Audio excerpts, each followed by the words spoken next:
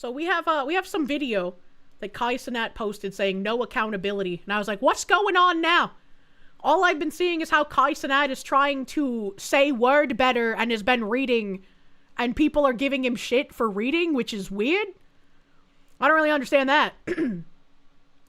But someone asked what they missed, and someone else said, Kai was at the Streamy Awards when he confronted the Twitch CEO for saying the only reason Kai is on the quote-unquote Mount Rushmore of streamers, I didn't even know that was a thing, is because he asked him to be there and not because he earned it. Twitch CEO said he never said that, despite a full context clip showing that he did. It probably should be more historical. Yeah. You know, in other words, Kai is big now, but you know, arguably it's like, now he asked me, so I had to put him on there. But arguably it's like, look, you're great, but you can't be on the Mount Rushmore yet. I don't know all that much about Cenat, but he is like literally one of the biggest streamers on the platform.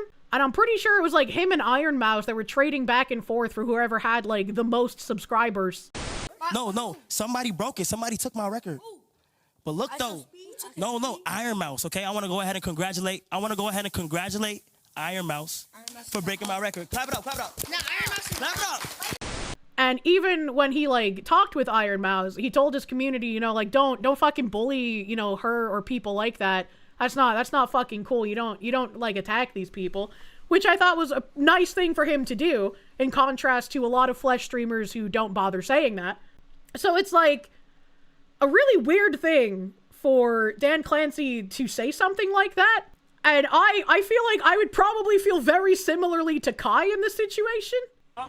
I guarantee you it was edited. It didn't look edited. Did he tell you what I said? Yeah, he said you thought it was edited. No, I'll tell you what I said. Tell you exactly what I said. Miz gave his Mount Rushmore, right? And then he gave like OG. He gave like Soda Poppin' and Rectal and all these OG. Yeah. And I said, oh, I guess for some people, Mount Rushmore is for the OG. Yeah, I seen that, yeah. Okay, and so if that is your thing, then Kai and Speed are at the top of the heap now. No, you said, no. And then you said, therefore Kai and Speed wouldn't be on. No, I said they're at the top of the heap now, so then Kai and Speed wouldn't be on Mount Rushmore. You had said, like you can't, you only told me that I was on Rushmore because you was in front of me. Oh no, you saw that. No, I had you on that. I meant the clip.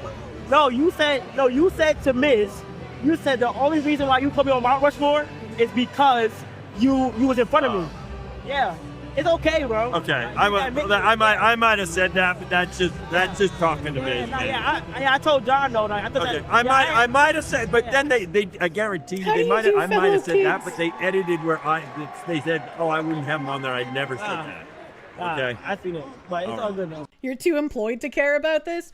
I'm just saying, like, if I was in his position and I was making what is likely like millions of dollars for Twitch, if not tens of millions, because he's got a metric fuck ton of subscribers, right? It's like he is making big fucking money. He's huge. I would expect a little bit more recognition from the platform that I'm making so much fucking money, right? Like I get where he's coming from. I understand it. Who gives a shit? I think it's about the respect factor, right? And it would be the same that like Asmongold getting snubbed, right? You know, people with like the large viewership who do so much for the platform don't really seem to get recognized unless they're part of a certain clique. He doesn't care for him like he does for Nepo babies. Twitch became such a dog water site. Yeah, I think it's very important for platforms to actually show appreciation for the creators that make them money. Like it was a couple of years ago, and I think it was when Cenat first broke like the subscriber record or some shit, or became like the most subscribed person on Twitch. And then Twitch sent him like a pair of sneakers. And it's like, that's insulting. That is silly. That is so silly. And it's like, yeah, it's a very first world kind of problem. But I think it's just another needle in the stack of showing how out of touch and how just uncaring the people at Twitch are for those that are making them money, right? Like, I would not think that Twitch would have anything good to say if Cenat did something like Ninja and decided they were going to go to a different streaming platform. Thanks for $30 million. Here's some shit we had laying around. Yeah, exactly. Exactly. Oh yeah, we had fucking weird shit going on with Elon's baby mama. Elon's baby mama. So I guess she's angry. I don't exactly know the extent of like what's going on with her relationship with Elon. But this reads to me not as someone having like a change of heart or anything, but as someone saying whatever they can to harm the man that fathered their child. But Ashley here saying dark woke because the other option is bootlicking feds plus pedophiles plus nerds. I don't know why she's adding nerds next to bootlicking feds and pedophiles. That's a bit weird. And then the deranged onion person said, "You've previously engaged in blatant transphobia. How do you feel about trans people in the wake of noticing how the far right truly is?" And she said, "I feel immense guilt for my role, and even more guilt that things I have said in my past may have caused my son's sister more pain. I don't really know how to make amends for many of those things, but I've been trying incredibly hard privately to learn and advocate for those within the trans community that I've hurt. I also haven't said much on this because I've gone back and forth over whether my voice would be helpful on the issue since it will be framed as disingenuous or just because I'm scorned. Even this reply will become right-wing hysteria, but yeah, I'm sorry. Let me know how I can help." And I don't think it's so much hysteria, but it's another notch in the, you know, any woman trying to be right is obviously just grifting and lying about it. Right? It's just another notch in that belt that makes it harder for people who are being genuine in their opinions, regardless of where that falls. And in addition, it really does read as just trying to get back at Elon. And it makes me a bit sad as well, because like, I've talked about it before, I had that huge issue back in 2024 where I had my monetization taken away on Twitter. I had no explanation, and anytime I tried to submit a ticket about it, I would get a robot reply that would send me through a loop of opening more tickets, and it would never get addressed. There was nothing I could do. I was in this horrid loop of not getting to talk to any real humans, and I had no idea how to get my monetization back. And there was a guy on Twitter, a guy named Tony, who had reached out to me, and he was like, "Hey, you know, if you can explain your issue, I have someone that might be able to help." Ashley St. Clair was the person who helped me get my monetization back. And I even like went and thanked her, and she responded to me and was like, "You know, I'm glad I could help. Like, sorry you dealt with that. If you have any other issues, let me know." And so like seeing her just go crazy now makes me feel bad, because it's like I don't like talking bad about people who have helped me, but like, she's going crazy, and like, why is this happening? Man, that's some crazy lore. We certainly live in a time. Probably got beaten down so much that she gave in. I don't know. I don't know.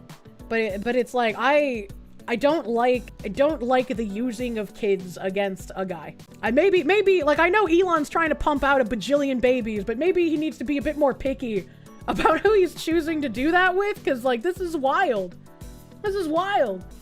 And Elon responding to this saying, "I'll be filing for full custody today, given her statements implying she might transition a 1-year-old boy." And I guess she blocked Solionath here after he said this. He said, "Pretending to be a right-winger for years and immediately abandoning it all when you see a new paycheck elsewhere, offering up your own child to the woke mob, talking about his quote-unquote sister, a young boy that was groomed and castrated. One of the most disgusting things I've seen." And then he posts that Ashley blocked him. "Elon needs full custody. Coming out in support of trans grooming like this is insane." And then Elon responded to him, which is also insane. Also insane. And it's just like, I remember like last year at some point, she was having trouble getting Elon responding to like anything. Again, I don't know the ins and outs of their relationship. I don't know if he was, you know, ignoring her, or if she was trying to make some kind of drama on Twitter to make him look worse than he actually was. I don't know their relationship. I can only know what is posted publicly by either of them. So it just makes me really sad to see this happening. Like, if Elon Musk and Trump can like mend their friendship, I feel like this should be a mendable situation. He dated Amber Heard. He has a track record. Is the track record finding women willing to shit on the bed? Like, what? This guy, Christopher Webb, husband, father, designer, California native. Well, that explains why he's retarded. Something in the water in California, I tell you what. But he said, temporary power, permanent consequences. To all ICE agents, when Trump's gone, so is your job and your immunity. And we, the people, won't forget what you did. And Travis, being based, says, I think it's a really excellent game. Theoretic movement to tell 100,000 armed men, if you ever voluntarily surrender power, we will use kangaroo courts and ex post facto laws to send you to jail for life. Just absolutely zero predictable downsides. I think a lot of people need to realize it might make you feel good to threaten to not vote for the Republican spineless do-nothings who either expedite making things worse or literally do nothing to stop it. It might feel nice to threaten to not vote for them, and I don't want to vote for them. But until people get involved locally and start primarying these assholes, the other option is people who literally want to kill you getting into office. It is all political theater, all of it. It's all bullshit. It's not political theater. It's absolutely not political theater. And I actually commented that today. I commented on that today. So he's quote retweeting Reddit lies. It said, Blue Sky Skeeters are discussing making IEDs to hit ICE, by the way. So this says, might take IEDs to impact Gestapo like that. They are taking their body armor up a notch. Someone else said, whatever it takes. And someone else said, legs, knees above the shoulders, slug to the knee. The OP responded, the spouse doesn't have body armor. 3 shots to the face. If they run, then in the back. Whatever. Someone else said, semi-automatic short barrel shotgun will cut through a breastplate like butter. Or a .45 Magnum. Regardless, anything coming their way will make them run. I think it's, like, already disgusting to be talking like this, but it's doubly disgusting when this guy brings up the spouse doesn't have body armor. Literally, if you can't do something to the ICE agent, target his fucking family. Actual insanity. And this Phil guy said, my first impulse is to say, it's just talk for now. But then I remember the murders of Charlie Kirk and Aaron Danielson. I remember Alvarado, where 11 individuals ambushed officers at an ICE facility. I remember McAllen, where a gunman fired dozens of rounds at a Border Patrol facility, injuring a police officer and an employee. I remember Dallas in September, where a shooting at an ICE facility left 1 detainee dead and 2 others wounded, where the attacker used ammunition marked with anti-ICE messages. I remember the guy that went to J.D. Vance's home. And I remember the 2 attempts on Donald Trump. And then I think, oh, they're already doing it. And I responded with, yeah, I lost the it's just talk impulse after everything in recent years, but especially the last. These people are fueled by hate, and they want to kill those they mark as Nazis or fascists and cheer for it after. And they're constantly told they're the good guy. And it's absolutely true. We are not operating on rhetoric anymore. This isn't just some dumb asshole typing out weird, like, lustful gore porn on their timeline. These are dangerous ideologues who have been propagandized to, if you are called a Nazi, if you are called a fascist, they will try to kill you. And if they personally do not, they will cheer it on when it happens. This has never been more fucking obvious.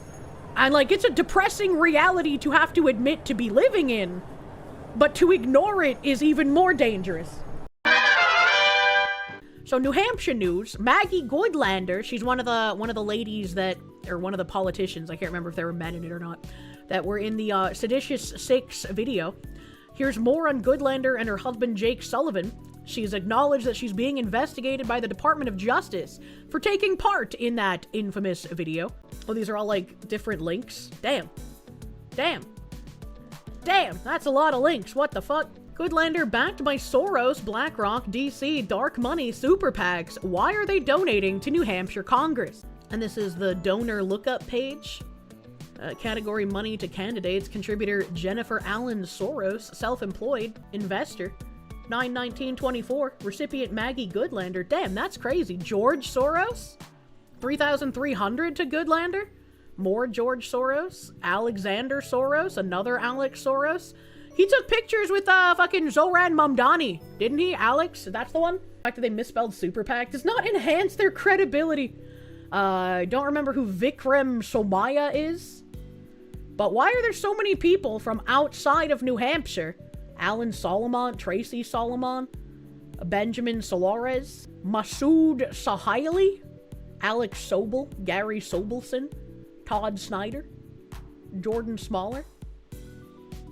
Interesting. Interesting, because Goodlander is an establishment puppet. We cannot let them get a foothold in New Hampshire. It's the last state standing in New England. Goodlander wants to lead New Hampshire healthcare. Blackstone, a repeat offender in healthcare fraud settlements, donates to Goodlander.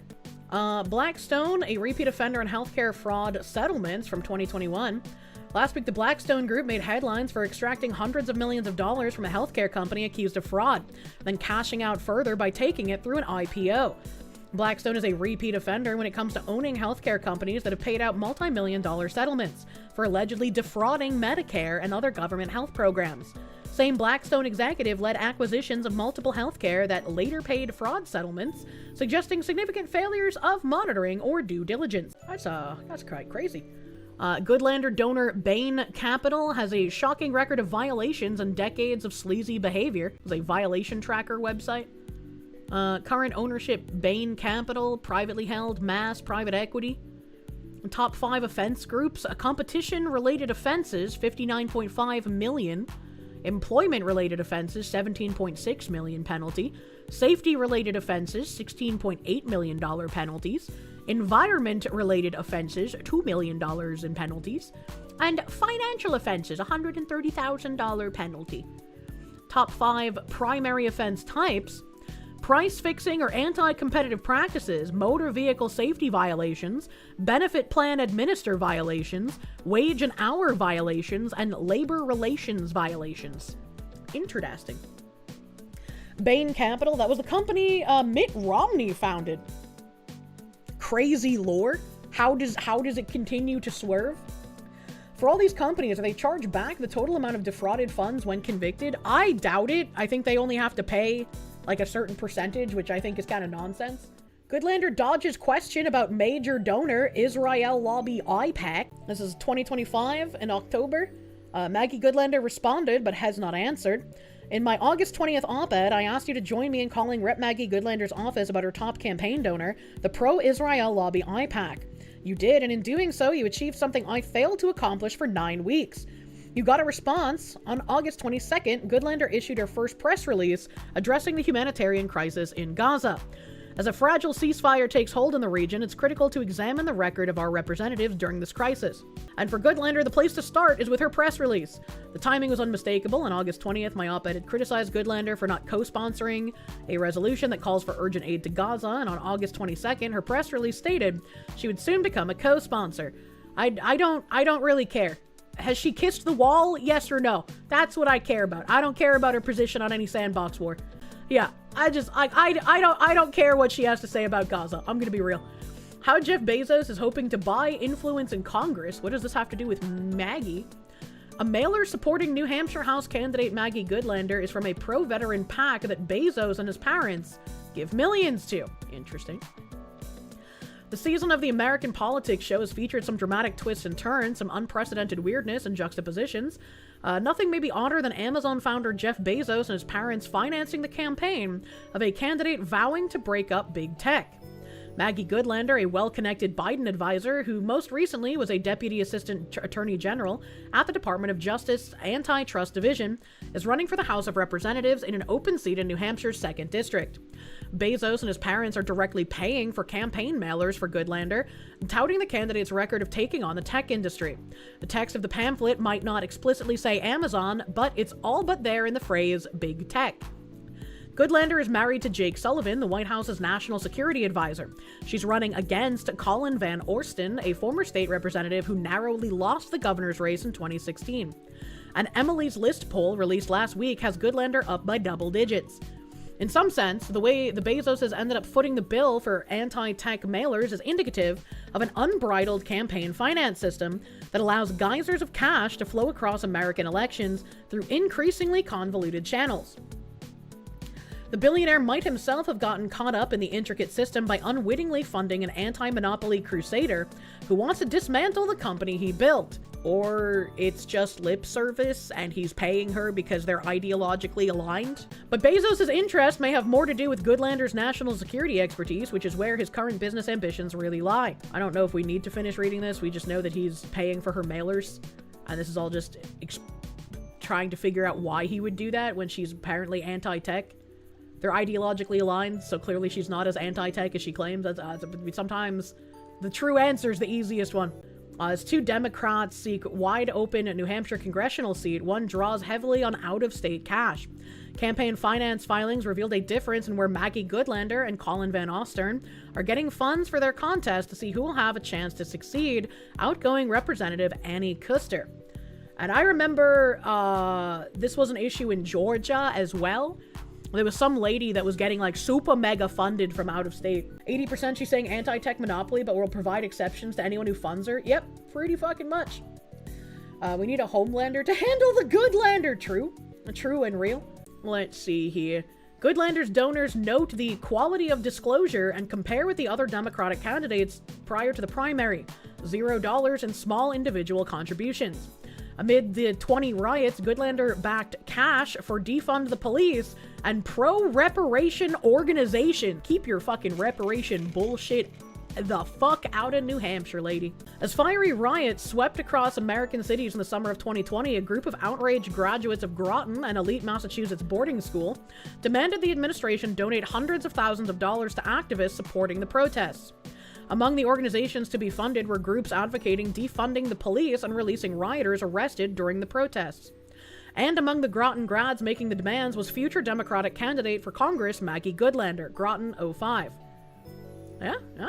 The story begins with an invitation from the Groton School Alumni Association to a virtual food and beverage weekend, featuring whiskey tastings and a cooking demonstration the weekend of June 2nd through the 14th, 2020. The idea was to engage alumni in communal, if remote, events during the COVID-19 pandemic shutdown. The email invites arrived in the wake of the murder of George Floyd at the hands of a Minneapolis police officer. Protests, some of which devolved into riots, had already begun. Groton administrators quickly realized they had a bad timing problem on their hands and emailed a cancellation notice later that same day. We do not believe the event is appropriate at this time of national crisis and pain, they wrote, and therefore we have postponed it. But it was too late. Angry alums organized a letter in response, accusing the Groton administration of a history of insensitivity to racial and social justice issues and issuing a list of demands in response. Groton is in a unique position to use its far-reaching network of immense wealth and materially support its purported ideological commitments both to anti-racism, which we know is literally just racism, and equality more broadly. Among the demands were changes in the school's curricula, insisting it delve into the history of structural racism and must incorporate an understanding of how oppressive narratives continue to shape the way we all think. Another demand was more direct: pay up. Groton must encourage and match donations to organizations providing frontline support to anti-racist efforts, such as the Movement for Black Lives, the NAACP Legal Defense Fund, Color of Change, and Equal Justice Initiatives, for sums up to $200,000 or greater. While the NAACP Legal Defense Fund is a mainstream progressive organization with widespread support, the other organizations singled out by Goodlander and her fellow Groton alums represent a fringe that embraces policies many Americans find extreme. For example, the Movement for Black Lives has a history of problematic views on Israel and the Jews. And the organization's policy platform included support for the anti-Israel boycott, divest, and sanction movement, and accusations that America was complicit in the genocide taking place against the Palestinian people by supporting the apartheid state of Israel. Can I just say, like, how fucking tired I am of whenever we read about how some candidate is like a fucking psychopathic far-left Marxist, the very first talking point is always anti-Israel. I do not give a shit what an American politician thinks or does not think about Israel.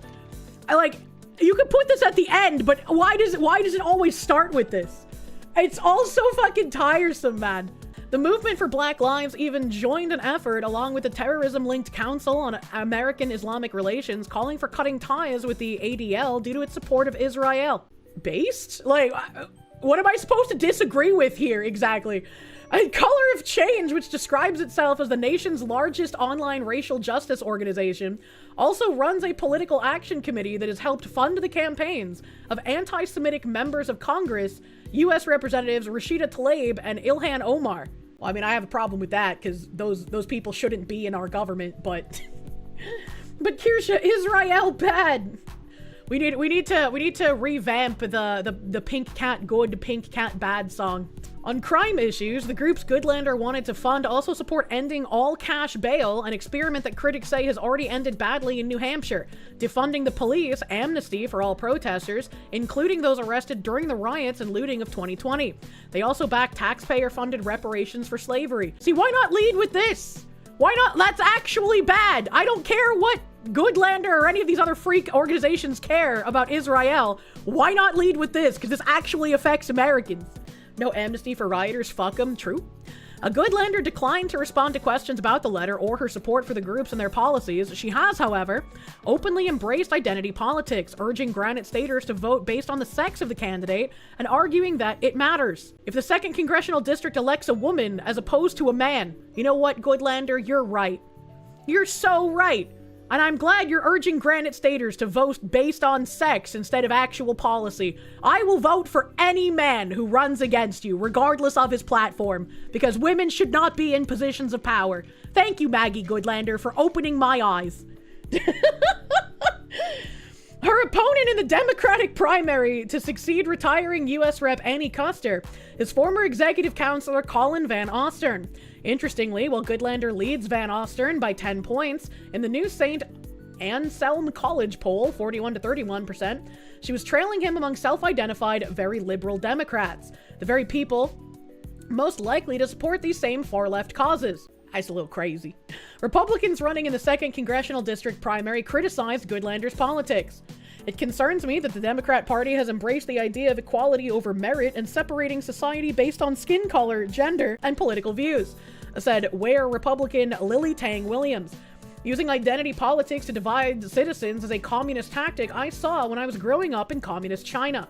Campaign spokesman for Bill Hamlin, a Republican candidate from Hanover, told New Hampshire Journal that Goodlander's endorsement just reinforces what voters already know.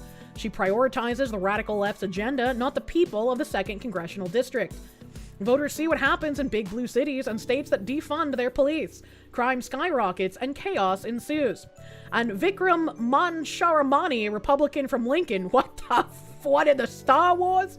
This is nothing more than the usual identity politic nonsense that is tearing our country apart. I have fought back against identity politics in the boardroom and the classroom. When I was at Harvard, I was reprimanded for daring to say that America is a melting pot. Well... When I served on corporate boards, I pushed back against DEI initiatives that diverted attention away from long-term shareholder value.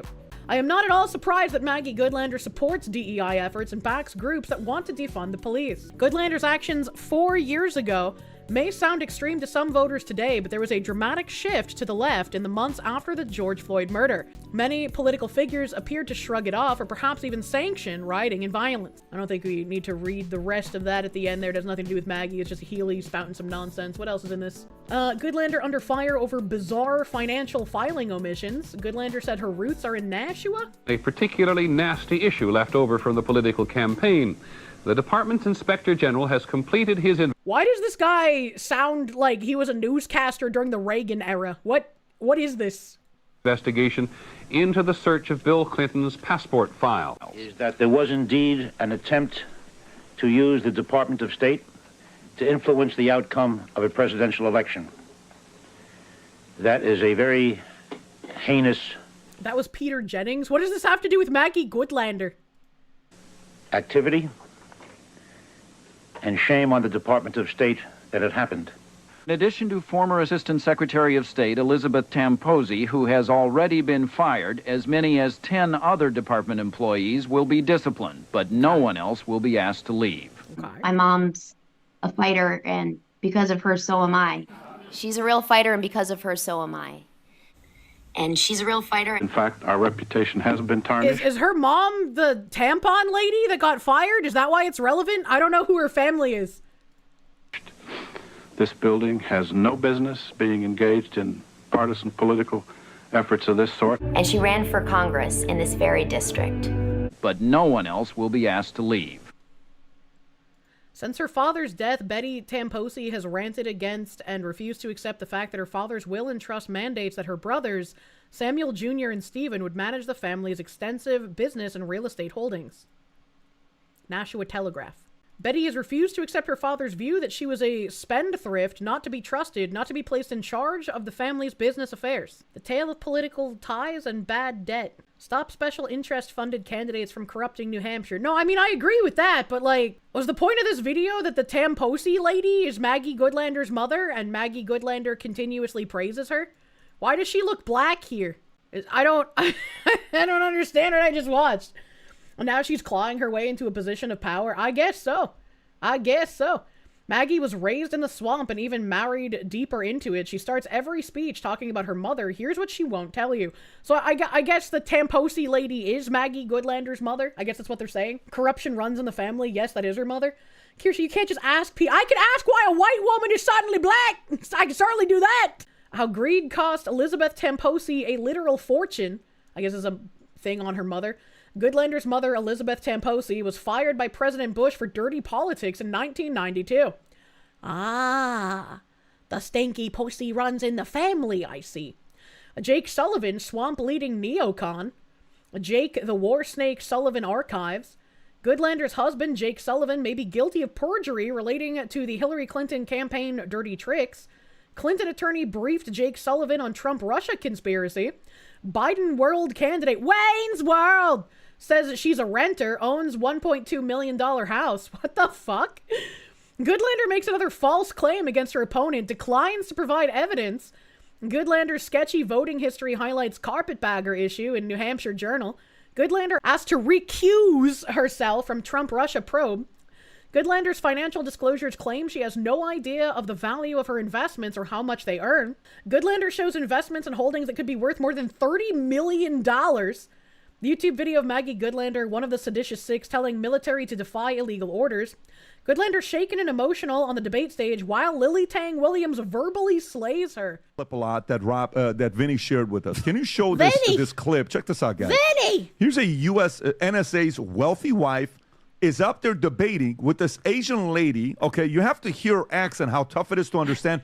But she reminds me of like a Malay, Javier Malay, who actually believes in what she has to say. Vinny showed this to me 4 hours ago. I said, we got to show this. Italian-looking fuck? Well, you talk about Vinny, so we got to be Italian, man, you know? On a podcast you want me to tell you who she is? So yeah. PBD, the female... I got you guys. The lady's Lily Tang. Okay, she's a congressional candidate for New Hampshire. This guy also looks fucking like Greek as fuck. Holy shit. Going up against National Security Advisor Jake Sullivan's wife, Maggie Goodlander, and this Lily Tang, and Rob has this video for after this one, Pat. She's the one that went after David Hogg. She grew up in China. Is he in a bank vault? Well, I mean, yeah, look at his face. Of course he's in a bank vault.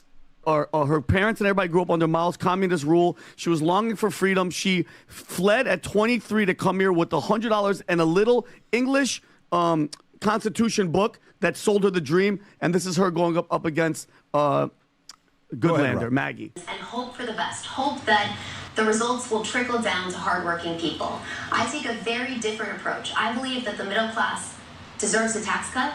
And I believe that we will do a lot for this country by ensuring that we don't continue this disastrous tax policy. Here she comes.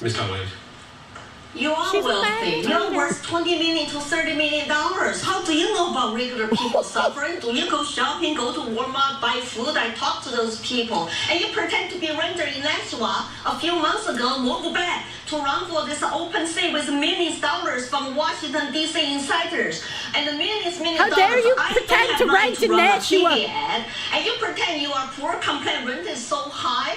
You couldn't save an apartment for other people to rent in Nashua. Just go back to your $2 million home in Portsmouth. Please don't.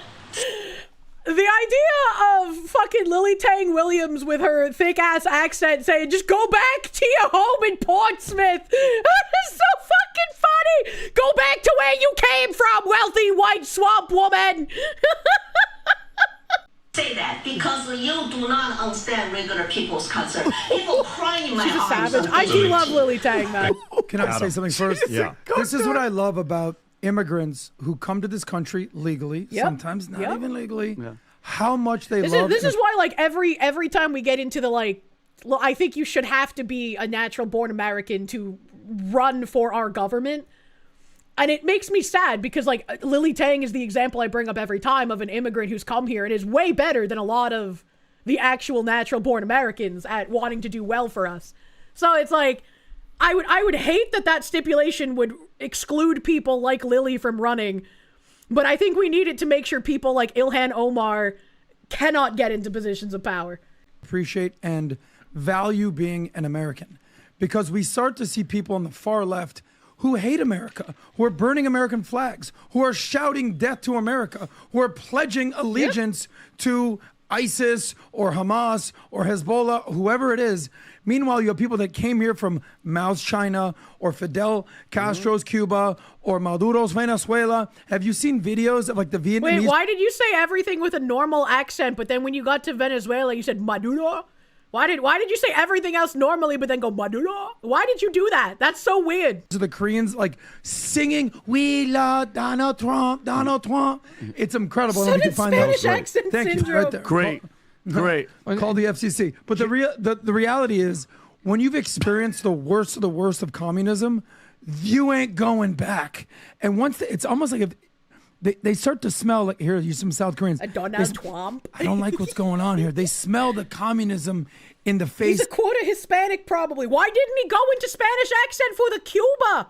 Why did he do it there? I mean, I said he was Italian. I guess an Italian could pass for someone from Venezuela. They're both brown. Cuba has no R. Wastelander, thank you. You get no happy ending. Of social democrats or gays for Gaza, whatever it is. Gays and they're for like, no, we Gaza. want no part of that. Here, watch this video right here. We can't. There's music in the Okay, background. gotcha. Yeah, but I hate you Adam, she too. says she fears that the country she loves, which is here, America, she has freaking kids, she's married to an American, that it's becoming the country that she left, and that's why she's running for Congress. She talks about the majority she has to speak up and defend our country from the radical left and to keep the American dream alive for our children. And PBD, if you can, Rob, there's a video of her. David Hogg was at some, I don't know, I guess university, Pat, and she nuked him too. This is about guns, and this is about guns. Go ahead. My name is Lily Tang Williams. Welcome to my Live Free or Die state. I love how seriously the people in New Hampshire take that fucking motto. That's why they're objectively the best state. Actually, I am a Chinese immigrant who survived communism. And under Mao, 40 million people were starving to death after he sold communism to them. And 20 million people died, murdered during his Cultural Revolution. So my question to you, David, is that can you guarantee me, a gun owner tonight, our government in the U.S., in D.C., will never become a tyrannical government? Watch, ready? Can you guarantee that to me? There's no way I can ever guarantee that any government will not be tyrannical. Well, then the debate on gun control is over because I will never give up my guns. Never. And you should go to China to see how gun control works for dictatorship. I come from communist China. White boy, you go communist China. You see what life is like. Of CCP. Wow, I good love for you. her, Pat. She's a G. I love him. Lily Tang. I love her, and moly. that's the most American chick I've seen in a while, and she's running for Congress against that. Look at her. That's her. Good. Perfect. I love that, bro. Here's a living example Amazing. of someone born in Iran, made in America. It's always the immigrants who were forced to leave. Did he just say born in Iran? Did he just confuse China with Iran? Hold on. What the fuck? Their homeland, Yep. who were basically China, uprooted Iran, left. same thing. Whether same it's people. the Cultural It's all Revolution, Asian. whether it's the Ayatollah Revolution, whatever. They know what it's like to be oppressed. They know what tyranny looks like. They know what communism looks like. And they say, no mas. We ain't going back. Yeah. But you notice that it's here because we've never seen it. Meaning the people that are just walking around, they have no idea. Then you have somebody there who understands and has seen it, and they're coming here and they're blowing they're like, yo, guys, we're giving you the warning. The same shit that's happened there, they're trying to do it to you here. But America's like, nah, it would never happen. They're trying to shut us up. They're trying to take our guns. They're trying to indoctrinate the kids, take this drug, take this vaccine. It's like, at what point are we going to say enough is enough of this? The host of the podcast is Iranian, was likely talking about him. They were talking about Lily Tang. They showed her on the screen, though. BS. And I'm happy, Tommy, that we have people like that aren't from here, that are coming here warning us. And people aren't listening. Just hope she's not a spy. All right. I think the majority of Americans that's not Fang Fang. are yeah, I was going to say, she don't look like no Fang Fang. All right. I don't think she's a spy. Americans talk about persecution. I don't think Americans understand what persecution is. I have a question. This safety security deposit box over here says, God bless America, LTGR Mike Flynn. I'm assuming this is like the Mike Flynn that was actually in the government based on the R in front of his name. But why did he write low tier God next to it? Why is Mike Flynn wanting to low tier God this security deposit box? Silly Foxu. Oh, Lieutenant General. Oh, that makes sense. That. I can't into acronyms, chat. I was like, why is Michael Flynn saying to low tier God the security deposit box? Most Americans don't understand the R is for retired too. Annoying, well, fuck me. Certain things that are frustrating, certain things that really piss you off, like they're trying to sell trans, indoctrination to your kids at their school. Yep. But we haven't even got to first base on persecution. Americans are soft about it. But guess what? Wait, is the lady next to low tier God Mike Flynn, does that say Candace Owens?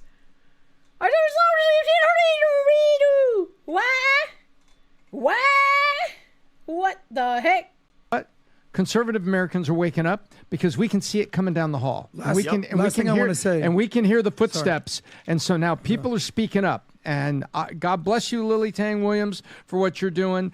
All right, there's just like shilling merch after this. There's no more Lily Tang busting nuts in debates. Well, that's pretty fucking cracked.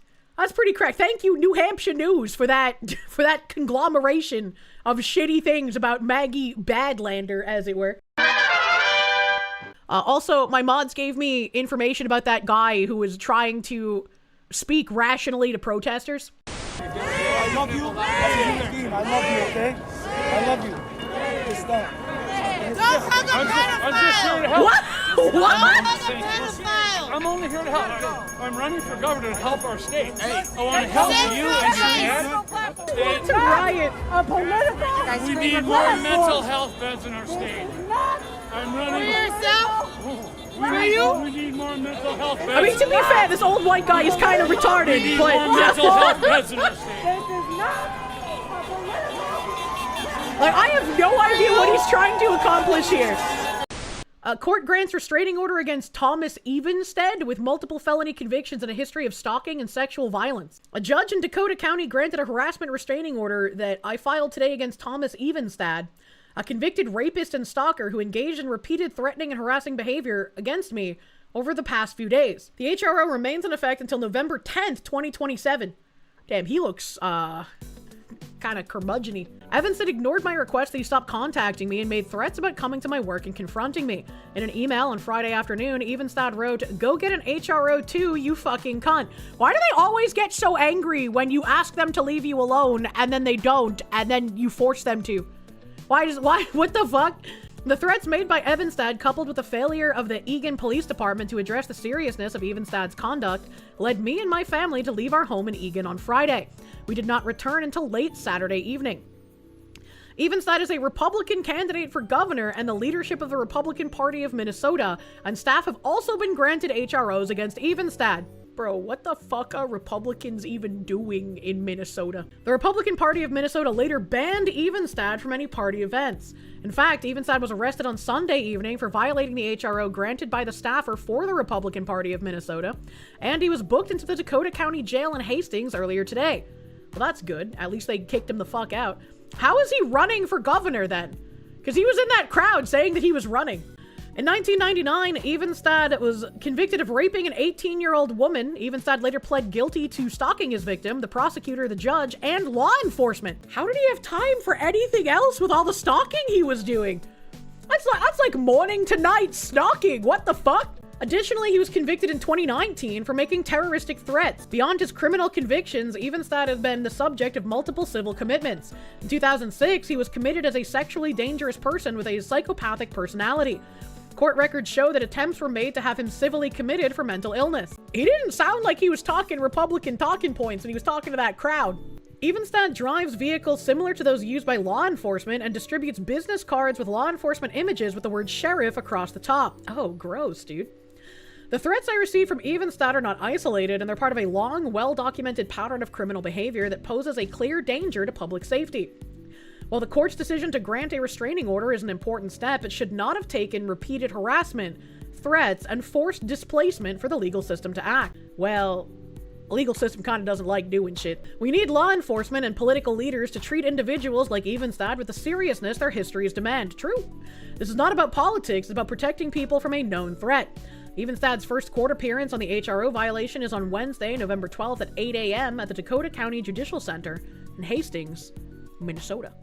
A judge in Dakota County granted an HRO that I filed today against Thomas Evenstad, a convicted rapist and stalker who engaged in repeated threatening and harassing behavior. Thomas Evenstad posted a video claiming a legal soft coup made him the quote-unquote new Republican Party leader. Yeah, I don't think so. Evenstad is delusional and dangerous. Minnesota GOP staff leadership and I have active HROs against him. He is not a leader, he is a threat. Be careful. Good evening, America. It's Thomas Evenstad for governor. The front runner here in Minnesota, despite the fake polls, and the party has me on total ban and cancellation. They put me in jail. So there's been a legal soft coup here up in Minnesota. I'm the new Republican Party leader. Good evening. Yeah, I just don't believe you, actually. I just don't believe you. Apparently, in the videos earlier, he was also the one leading the Whose Streets, Our Streets chant. So definitely does not seem like Republican behavior. What the fuck? Children before politics, public safety, Minnesota over party, make Minnesota, Minnesota again. I'm Tom Evenstad, and I'm running to allow kids to be kids, parents to be parents, America first, public safety, and you, join me. That is literally not what this guy sounded like in the fucking crowd. What is going on here? What the fuck? In 2003, I pioneered GPS for sex criminals and proposed to Governor Pawlenty to use it on Alfonso Rodriguez, Drew Stojan's killer. Pawlenty ignored me. As governor, we'll get my Public Safety Initiative VDP Act law so we can remove our most dangerous and violent criminals instead of recycling them. How about if they're the most dangerous and violent, they just get executed? How about that? Instead of GPS. How about that? Written by Kitten. What? One of the most remarkable and disturbing aspects of the ICE confrontation videos coming out is the prevalence of women physically engaging law enforcement, especially given their clear belief that they will not come to harm by obstructing and outright attacking heavily armed state agents. Renee Good lost her life in such a confrontation, and footage from 4 different angles documented the chillingly playful manner in which she and her wife taunted the ICE officers, whose vehicle they were blocking. Right up until the moment of her fatal shooting, Good clearly believed herself to be completely untouchable by federal agents armed with deadly weapons.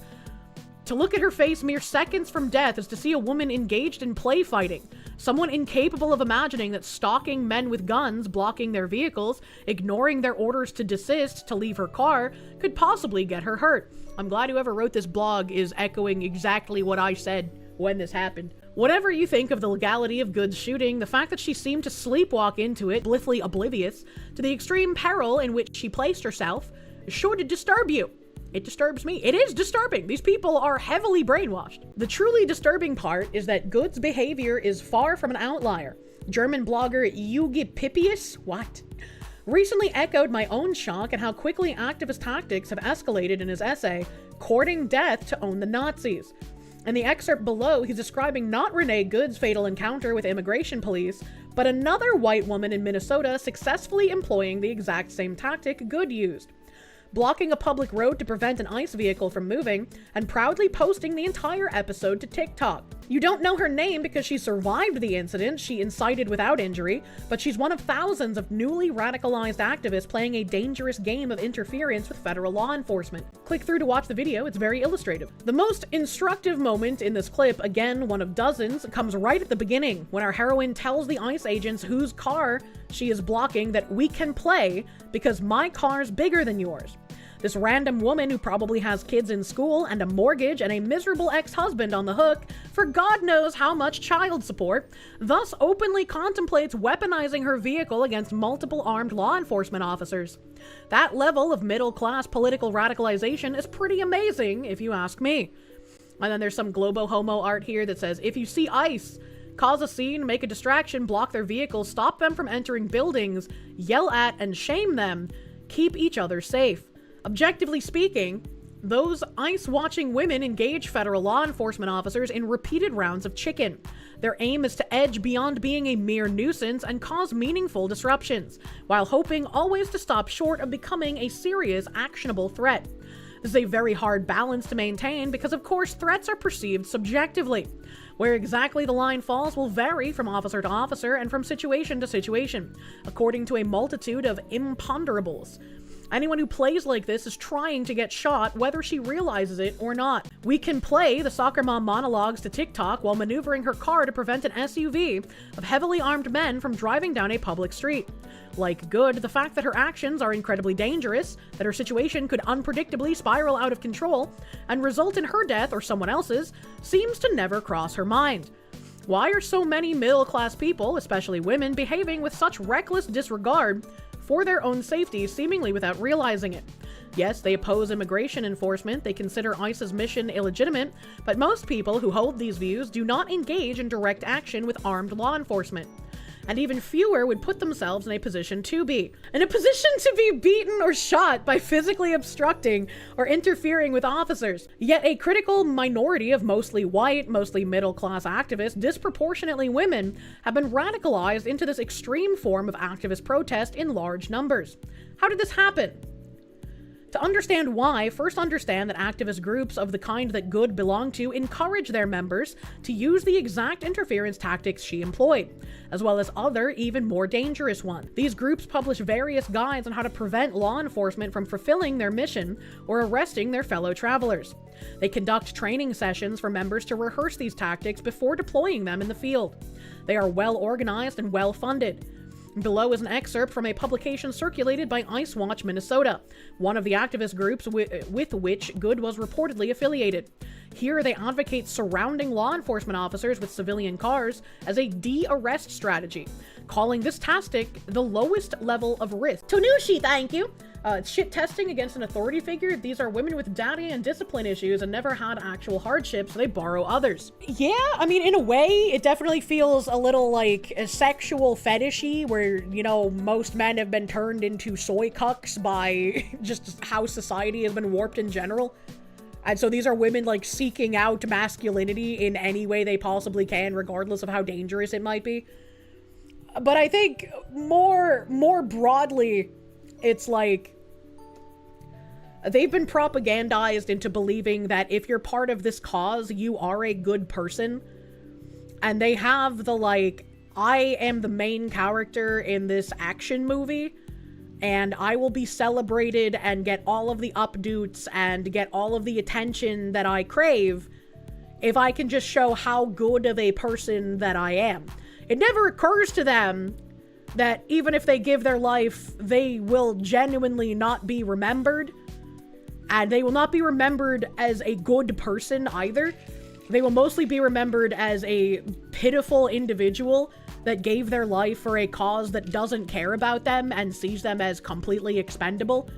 Sees them as like, well, there's gonna be a few casualties on the way to utopia. The poster here says Tactic 4, pressuring police to release the arrestees. Last but not least, this tactic can often be done with the lowest level of risk out of all the tactics mentioned here. One basic and pretty effective implementation of this tactic is totally surrounding the officers who have the arrestee or otherwise blocking them and or their vehicle, and chanting, "Let them go," and the like until the LEOs cave to the mounting pressure. Has that ever actually happened? Is there a single instance of protesters surrounding the car of like police officers or federal agents, and the federal agents just saying, you know what, actually you're right guys, here, just take our prisoner and we're gonna go? 0 times. Yeah, I was gonna say, I don't think this has ever fucking happened. Why would they think this would work? I guess we lose. Good game. Ha. We were playing chess while the ICE agents were playing checkers. As we're writing this, a couple instances of such a use of this tactic have come out of the Palestine Solidarity campus occupations. Has it? Has it? The group also shared the following flyer on Instagram, encouraging its membership to interfere with ICE operations by blocking the kidnappers' cars with multiple cars and asking white witnesses to put their bodies in the way of officers. If this advice sounds familiar, it should. That's really interesting. That's really interesting that the group of people saying we can't celebrate Renee Good too much, we can't use certain phrases for her because she's still white. It's very interesting that they would say it's the white witnesses who have to put their bodies in the way. It's the white people who have to risk actually getting killed here because, you know, if there's anyone who's actually expendable, it's those damn white things. You can't even call them people, because then that would give them rights, which they don't have any. Like, what the fuck? Understanding there will be legal risks, direct action, what to do when you're about to witness a kidnapping in public, call community and ask for help, break the bystander effect, let the victim in your car. If ICE is trying to take in a violent criminal, why would you voluntarily let the violent criminal in your car? The people are retarded. Like, I could like see this in a really dumb horror movie, or like a criminal escapes custody and someone's like, oh my God, you must be so terrified. ICE is everywhere. Get in the back of my car, brown person. I am your savior. And then they just get stabbed and carjacked instead. Like, it's like, well, that's why you don't trust criminals, dumb lady. Ask questions and waste time calmly. Ask a nearby business to let them in a lockable room or office. Block the kidnappers' cars with multiple cars. Call surrounding businesses and alert street vendors. Don't ask victims' name or date of birth. Ask them for an emergency number or name of a family member. Ask white witnesses to put their bodies in front of the person that's being kidnapped. I wouldn't even know how to achieve the levels of racism these people just exude naturally. They think that ICE would just run over brown people. They do believe that like the police and federal agents will just murder people of color. Like they think that like the police brutality is the police being white supremacists and just indiscriminately murdering anyone with like a slight suntan, you know? The citizen-led anti-ICE operations taking place in Minnesota and in every city where ICE shows its masked faces are better understood as a kind of militia action rather than as a form of protest. Even when technically non-violent in nature, those operations are designed to provoke a violent response from law enforcement, thereby producing mediagenic victims to use in propaganda. The goal is to trap enforcement efforts in a double bind. Either obstruction tactics disrupt immigration enforcement so activists win, or somebody gets hurt or killed for the dozens of cameras filming every encounter, producing a new martyr to dominate media coverage, so activists win. I think they still have, like, some weird amount of people believing in the optics of this, but the majority of individuals who possess eyeballs and critical thinking can see when the activists are lying about said martyr. And it's not actually a martyr, it's a retard who did retard things and caused a horrible situation for everyone involved. Activist networks encourage their members to engage in behavior that they know will result in martyr production when applied at scale in a simple equation. Ex-activists engaging with Y officers per day with a violent confrontation rate of Z% will lead to N new martyrs per year. Why did they use that letter? The logic is as predictable as it is sad. Each new martyrdom is not a regrettable tragedy, it is a tremendous boon to the movement, motivating swells of protest and inducing fresh blood to enlist so that the cycle can continue. A few months ago, I tried to organize my thoughts on whether we are at war in light of the increasing frequency of this kind of conflict, and discuss the role of so-called stochastic terrorism, the idea that broadcasting an urgent moral crisis will predictably lead some number of your least stable listeners to take violent action. Yeah, I think we have decisively been in like a cold informational civil war for over a decade. And like, if you really want to stretch the definition of a cold civil war, you could probably bring it back to like the 60s. But it's definitely increased in how boiling the pot has gotten.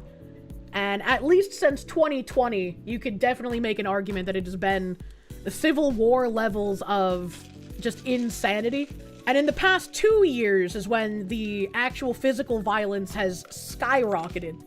Everyone understands at a gut level that the language of existential conflict spoken by serious national figures and broadcast wildly is a call to violence that someone, somewhere, will take literally and act on. The official term for this in 2025 is stochastic terrorism, and the danger of such terrorism from the right was breathlessly discussed as a major concern by the left in a series of hand-wringing interviews and media puff pieces, right up until the moment that 2 separate assassins made attempts on Trump's life. Since then, the term has been quietly mothballed, because to take it seriously implicates Joy Reid and MSNBC, to say nothing of the many sitting senators in our ongoing political violence. If you tell your supporters that democracy and our way of life are at stake, that a literal fascist dictator is coming into power, and you repeat these messages non-stop for the better part of a decade, you cannot then act surprised when somebody takes a shot at Orange Hitler. And while I agree with all of this, this expands to pretty much anyone on the right who gets called a Nazi, or who gets called a white supremacist, or who gets called a fascist. All of this terminology is just to mark people as acceptable for violence. And when they mention that like broadcasting the urgent moral crisis will probably lead some of the least stable listeners to take a violent action, this goes back to like that fucking psychopath who brought a gun to like a No Kings protest. And like he was supposedly quote unquote a fan of mine. You're not going to be able to control everyone in like who's listening to you, right?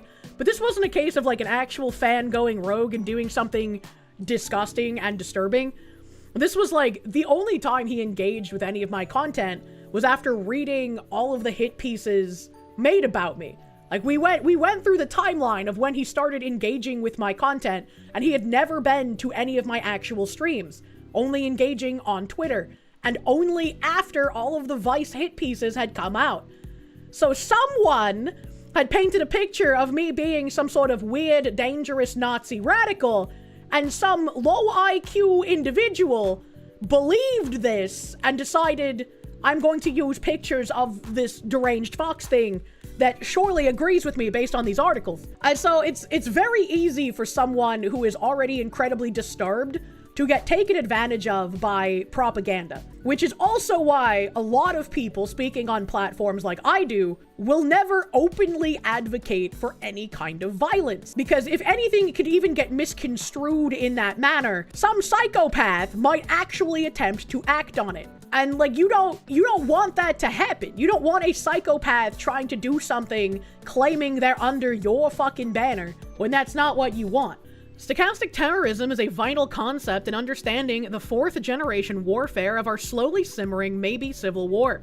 And I'd like to submit a related term for consideration: stochastic martyrdom. Stochastic martyrdom is the encouragement of activist tactics that will predictably get activists hurt or killed when applied at scale, coupled with false assurances of personal safety for the people employing them. The martyrs created by this process are then used, quite effectively, as propaganda for the activist cause in a positive feedback loop. The repeated assurances that radically dangerous tactics are actually perfectly safe explains the preponderance of women throwing themselves in harm's way, as well as the uncanny "we're just playing" effect adopted by so many of the women filming themselves confronting officers armed with lethal weapons. And the importance of these false assurances explains the widely circulating myths that federal immigration officers can't touch or arrest U.S. citizens, that they have no authority over you to order you to, for example, stop blocking a public road, like a sort of leftist sovereign citizen movement. Obviously, these ideas are dangerous lies, and I would bet money that Good had heard and believed them. I genuinely do not understand where they get in their minds that federal agents don't have jurisdiction over you in a state. Like, I have no idea where or how this happened. It just seems like the dumbest thing to believe, you know? At this point, the left needs to be labeled as a domestic terror organization. Year after year, they're just hurting more and more people and weaponizing vulnerable minds to attack. I don't think you can realistically do that because that would genuinely be seen as like a dictatorship kind of thing. I ended that essay a few months ago by concluding that no, we probably aren't at war, not by most recognizable definitions, not by historical comparisons with conditions we did not call war at the time and don't today. Again, if this is a war, it's a pretty genteel one at the moment. Recalling Days of Rage again, people have completely forgotten that in 1972 we had over 1,900 domestic bombings in the United States. I think this is a false equivalency. I don't think you need over 1,900 domestic bombings when people are rotting your country from the inside out. When you get enough activist judges and activist DAs and activists on any kind of like judiciary force, when you have enough activists in those places just letting criminals go and allowing violence to happen, you don't need the bombings. When you have enough politicians saying, yes, I would love to see my opponent Republicans murdered and their children die in their arms, you don't need the bombings because the politicians are inflaming things and everyone is starting to believe, hey, we're actually fighting literal Nazis. Hitler's back, bro. The Weather Underground had the same ideology that the modern leftist terrorists have? Yeah, exactly. They have the exact same thing. And they still use violent tactics. They have just learned that, hey, we don't need to be as violent and we don't need to lose as many people because of the violence. And we can just do things from the inside politically. I think that that's true. There's a certain sense in which the escalating political violence we're experiencing is a cold civil war, and it can be useful to think of that way in certain contexts. But for the most part, for daily uses, I would call that label a distraction. To me, the more salient issue is the breakdown of consensus around the legitimacy of law and law enforcement in general. In the case of immigration law in particular, a very sizable minority of our fellow citizens do not consider ICE or its mission legitimate, an attitude which echoes broadly voiced doubts about the legitimacy of policing as a whole during the summer of Floyd. And there's an obvious parallel to the Capitol riots on January 6th, when partisans attempted to interfere with the lawful execution of a federal election on the grounds that various alleged dirty tricks and irregularities made its result illegitimate. That resulted in an activist death too, although one that got significantly less sympathetic press coverage. In both examples, we saw sizable groups willing to confront with direct action what they perceived as illegitimate laws. And in both cases, participants possessed an uncanny and false belief in their own safety in pursuing such action. These conditions are guaranteed to produce a steady stream of violence and martyrs. The battle over ICE is nowhere near settled, and it's certainly not the last source of political violence that we'll see during this administration or the next. My guess is that things are going to get worse before they get better. I remain hopeful that the forgotten and nearly unbelievable level of violence of the early 1970s will not come to pass again, but I wouldn't count on it. I don't think we would see another one-sided level of violence like the bombings in the 70s. I think if this escalated to more violence, it would be people actually fighting back against the left. And once again, I would hope that we can do something before we get to that point. Anti-ICE rioters are now showing up with firearms at riots in Minneapolis. Could get really ugly after dark out here, and of course, Waltz has the National Guard sitting around rather than restoring order. They need to be federalized.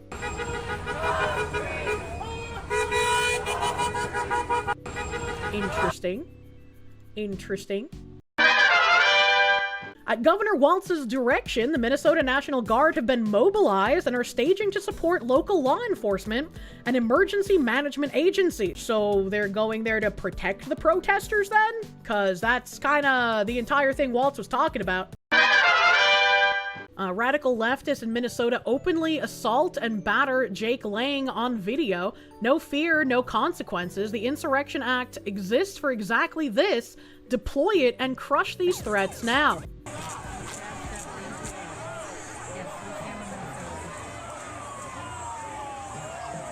God damn.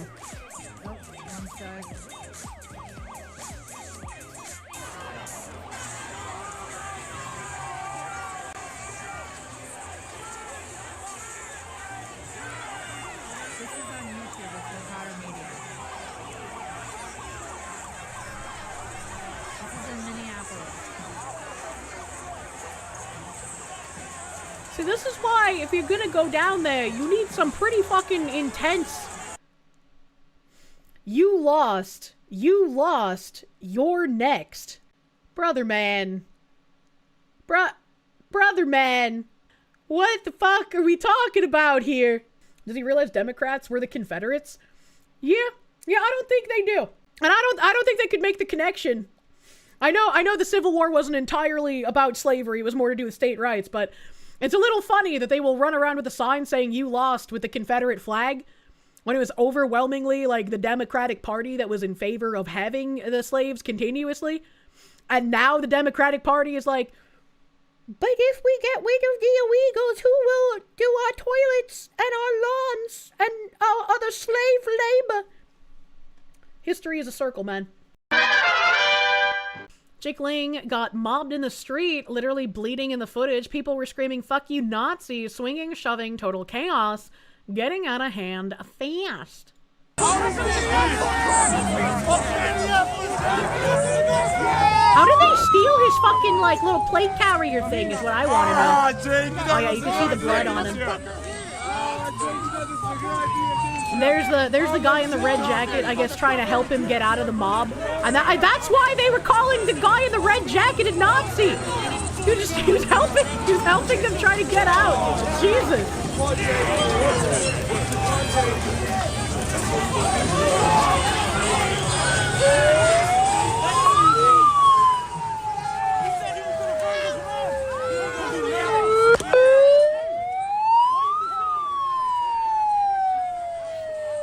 Can you imagine if, like, every time I drove past a house with a gay pride flag, I just assumed terrorists were living there? Can you just imagine?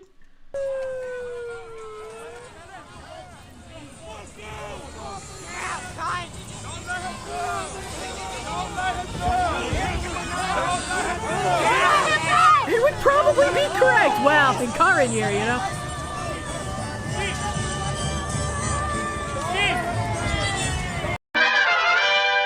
So, Minnesota DFL said, "Are you going to do a single thing to protect Minnesotans who voted for you at GOP Majority Whip? Unidentified masked men, we assume ICE agents, are now invading restrooms, stealing IDs, and disappearing people in Clearwater, Minnesota.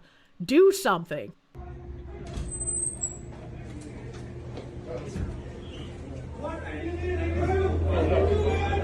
Aren't they literally wearing fucking vests that say police on them? 10 people here. Are we? Yeah, they are. Look, come on, brother man. Just because your side lies and wears vests that says press when they're not. Like, holy shit.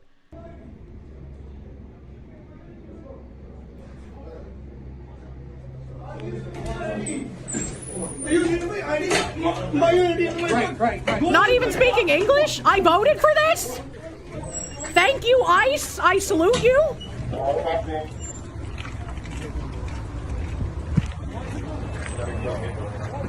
Man, how you want to play Cook Serve Delicious? It's a great game.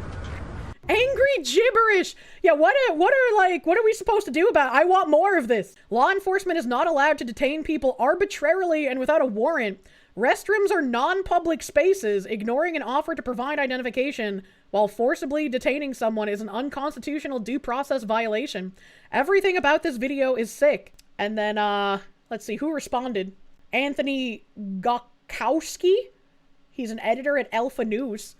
He said, "Just in, a DHS spokesperson responds to this post from Minnesota's Democratic Party saying, ICE is not disappearing people. When our heroic law enforcement officers conduct operations, they clearly identify themselves as law enforcement while wearing masks to protect themselves and their families from being targeted by highly sophisticated gangs like Tren de Aragua and MS-13. You should honestly add Antifa into there as well. Criminal rings, murderers, and rapists. Attacks and demonization of our brave law enforcement is contributing to our officers now facing more than 1,300% increase in assaults."